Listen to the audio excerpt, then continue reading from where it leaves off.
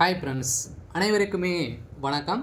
அனைவருமே எதிர்பார்த்துட்டு இருக்கக்கூடிய கூட்டுறவு வங்கியில் இருக்கக்கூடிய நகைக்கடனெல்லாம் தள்ளுபடி ஆகுமா அப்படின்ற எதிர்பார்ப்புக்கு அரசு அதிரடியான ஒரு குட் நியூஸ் சொல்லியிருக்காங்க. நகைக்கடன் தள்ளுபடியை பொறுத்தளவுக்கு அனைவருக்குமே தெரியும். தகுதியின் அடிப்படையில் அனைவருக்குமே நகைக்கடன் தள்ளுபடி வழங்குவாங்க. இப்போ தேர்தல் நெருங்கி வரும் காலகட்டத்தில் இந்த எதிர்பார்ப்பு அதிகரித்து வரும் நிலையில, இப்போ நகைக்கடன் தள்ளுபடி ஆகுமா? யாருக்கெல்லாம் இந்த நகைக்கடன் தள்ளுபடி செய்ய போறாங்க? எப்படி நகைக்கடன் தள்ளுபடி ஆகும்? அதே மாரி வங்கிகள் இருக்கக்கூடிய விதிமுறைகள் என்னென்ன? எந்தெந்த வங்கியில் இருக்கக்கூடிய நகைக்கடன்லாம் தள்ளுபடி செய்ய போறாங்க. கட்டாயம் இது தள்ளுபடி கிடைக்குமா? அப்படின்ற எதிர்பார்ப்புக்கு அனைத்து மக்களுமே எதிர்பார்த்துட்டு இருக்காங்க. அதுக்கான ஒரு வீடியோவாக தான் இது இருக்க போகுது. அனைவருமே எதிர்பார்த்த மாரி பொதுத்துறை வங்கிகள் இருக்கக்கூடிய ஒரு 8 வங்கிகளுக்கு மேல இருக்கக்கூடிய நகைக்கடன் தள்ளுபடி செய்ய போறோம் அப்படின்ற ஒரு லிஸ்ட் இப்போ எடுத்து வருவதாக ஒரு அறிவிப்பு ஒரு முக்கியமான தகவலாம் வெளியே இருக்கு. திமுக இது வரைக்குமே நிறைய விதமான அறிவிப்புகள்லாம் கொடுத்து மக்களை கவரும் விதத்தில் கொடுத்துருக்காங்க. இப்போ இன்னும் ஒரு சில வாரங்களில் தேர்தலுக்கான தேதி அறிவிக்க போகிறாங்க. அதுக்குள்ளே அனைத்து அறிவிப்புகளுமே திமுகவும் சரி அதிமுகவும் சரி கொடுக்க போகிறாங்க. இதில் முக்கியமான ஒன்று என்ன அப்படின்னு பார்த்தீங்கன்னா, வங்கியில் இருக்கக்கூடிய நகைக்கடன் அதே மாதிரி விவசாய கடன் எல்லாம் யார் தள்ளுபடி செய்ய போகிறாங்க அப்படின்றது தான் எல்லாருடைய ஒரு கேள்வியாகவே இருக்குது. இதுக்கான ஒரு பதிலாக இப்போ இந்த வீடியோ இருக்க போது இது யாருக்கெல்லாம் தள்ளுபடி ஆகும் அப்படின்றத இந்த வீடியோவில் பார்க்கலாம். அதுக்கு முன்னாடி மறக்காமல் நம்மளுடைய சேனலை சப்ஸ்கிரைப் பண்ணிக்கோங்க. இது மாதிரி வரக்கூடிய டெய்லியுமே வரக்கூடிய நலத்திட்டங்கள்லாம் நம்மளுடைய சேனல் அப்டேட் பண்ணிட்டு இருக்கும். மறக்காமல் நம்மளுடைய சேனல் சப்ஸ்கிரைப் பண்ணி சப்போர்ட் பண்ணுங்கள். வாங்க வீடியோக்குள்ளே போகலாம். இந்த நகைக்கடன் தள்ளுபடியை பொறுத்தளவுக்கு பார்த்தீங்கன்னா இதில் யாரு கிடைக்கும் யாருக்கெல்லாம் கிடைக்காது அப்படின்னு பார்த்தீங்கன்னா ஒரு லிஸ்ட்டை இப்போ வெளியிட்டிருக்காங்க. இந்த லிஸ்ட்டை பிரகாரம் பார்த்தீங்கன்னா அனைவருக்குமே நகைக்கடன் தள்ளுபடி ஆகுமா அப்படின்னு கிடையாது.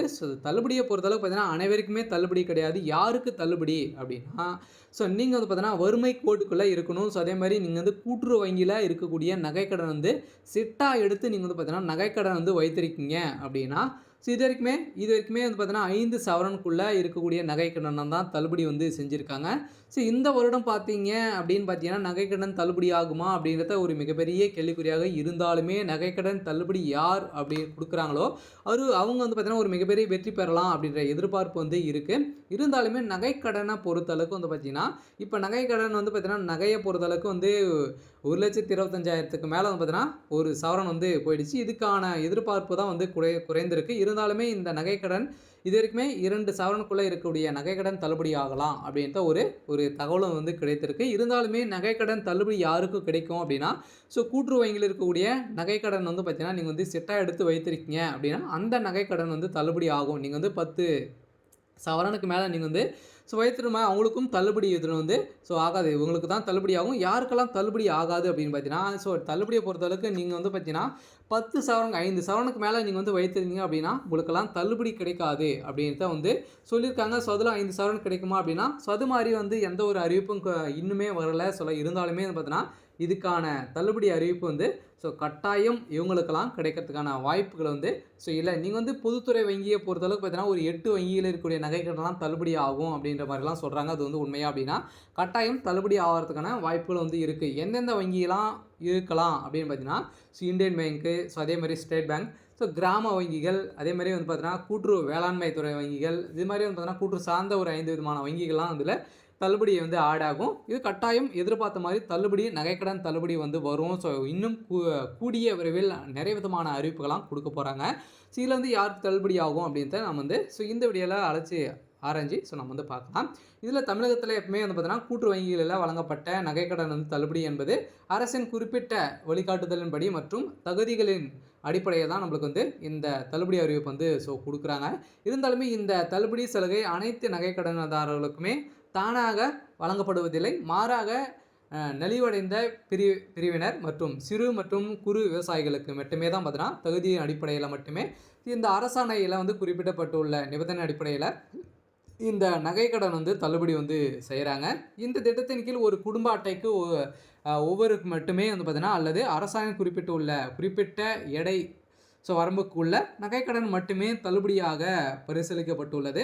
உதாரணமாக சில திட்டங்களில் 5 சவரன் வரை உள்ளிட்ட நகைக்கடன்களுக்கு தள்ளுபடி வழங்கப்பட்டுள்ள நிலையில் இந்த எடை வரம்பு அரசாணைக்கு ஏற்ப மாறுபட்ட கூடியதாக இருக்கும். மேலும் அரசாணையில் குறிப்பிட்ட தேதிக்குள் எடுத்த நகைக்கடன் வந்து தள்ளுபடிக்கு தகுதியானவர்களாக நீங்கள் வந்து இருந்திருக்கணும். நீங்கள் வந்து பார்த்தீங்கன்னா அவங்க வந்து குறிப்பிடுறாங்க இல்லையா, ஒரு தேதி வந்து அப்டேட் பண்ணுவாங்க.